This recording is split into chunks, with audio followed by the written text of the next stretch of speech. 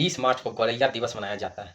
ऐसे में ज़रूरी है कि आज से 65 साल पुरानी कहानी को याद करना, जब चीन के एक शासक माओ जेडोंग ने गौरैया को ढूंढ-ढूंढ कर मारने का हुक्म दिया। कारण था कि गौरैया अपने जीवन काल में किसान के लगभग 4 केजी अनाज खा जाती है। उसका परिणाम यह हुआ कि चीन के 2.5 करोड़ लोगों की जान चली गई। बात 1998 की है, जब माओ ने एक अभियान शुरू किया था, जिसमें 4 पेस्ट कैंपिंग का नाम दिया था। इस अभियान के तहत 4 पेस्ट मारने का फैसला किया था। पहला था मच्छर, दूसरा मक्खी, तीसरा चूहा और चौथी थी हमारी प्यारी मासूम गौरैया। सोचकर अजीब लगता है कि मासूम गौरैया से इंसानों का ऐसा क्या डर था, जिसके चलते उसे मारने का अभियान चलाने की नौबत आ गई। मानते हैं कि मच्छरों ने मलेरिया फैलाया, मक्खी ने हैजा और चूहों ने प्लेग। इन सब का सफाया तो इंसान के हित में था, लेकिन गौरैया का क्या दोष था?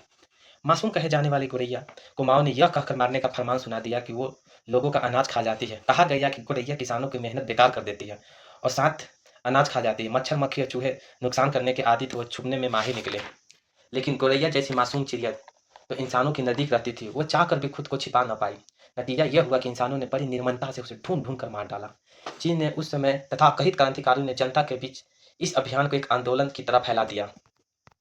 लोग भी बर्तन, टीन, ड्रम बजा-बजा कर चिड़ियों को उड़ाते। लोगों की कोशिश यही रहती कि गौरैया को किसी भी हाल में बैठने ना दिया जाए, जिस कारण नन्हे पर वाली गौरैया कब तक उड़ती रहती। बस क्या था, उड़ते-उड़ते गिर कर मर जाती थी। कोई गौरैया बच ना पाए, इसके लिए उन्होंने घोंसले ढूँढ-ढूँढ कर तोड़ दिए, अंडे फोड़ दिए और जो छोटे-छोटे बच्चे थे, क्रूरता का शिकार होना पड़ा।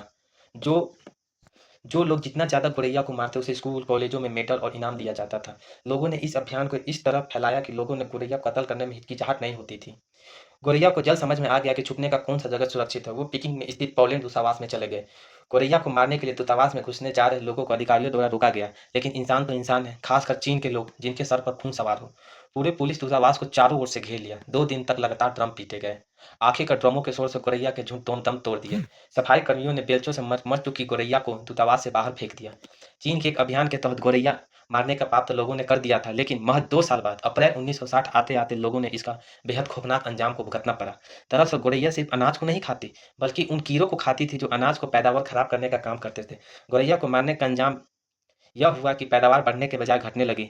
माओ को तुरंत समझ में आ चुका था कि भयानक भूल हो गई। उन्होंने तुरंत गौरैया को फोर पेड़ से हटने का आदेश जारी कर दिया, लेकिन तब तक टिड्डों और दूसरे कीड़ों की आबादी तेजी से बढ़ने लगी, जिस कारण पैदावार बढ़ने के बजाय घटती जा रही थी। आगे चलकर इसका अकाल का रूप ले लिया, जिससे करीब 250 करोड़ लोगों की भूख के मारे जान चली गई।